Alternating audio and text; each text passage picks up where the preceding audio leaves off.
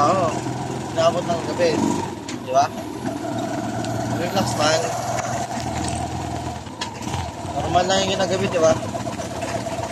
Ginagabi sa trabaho. At least masaya.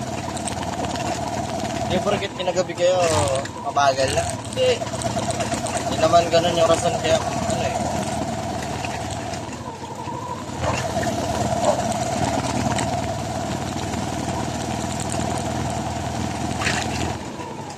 Kaya kami ginagamit ng mga technician. Kasi hindi naman basta-basta yung trabaho namin eh. Kailangan mo ayusin. Pagandahin yung internet. Kasi yung pinaka number 1 na the best sa client.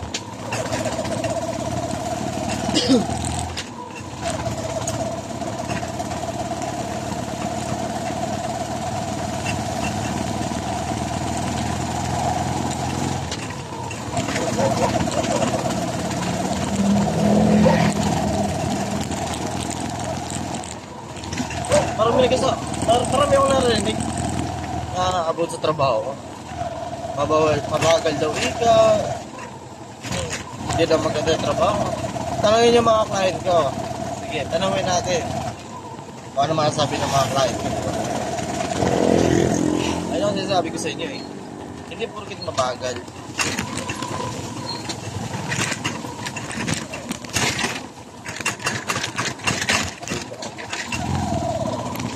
Mabagal nga. Maganda naman yung resulta sa client, di ba? Maganda yung feedback sa akin. Yung iba kasi yun eh. Gawa-gawa kwento, tapos di naman totoo. Wala katotohanan.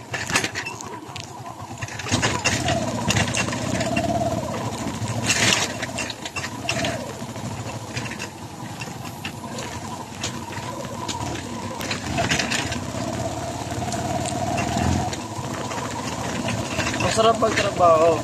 Alam mo naman sa sarili mo na kakayanin mo. Kahit gabihan ka lang. Ay lang yung kalaban dito eh. Hindi ba ba?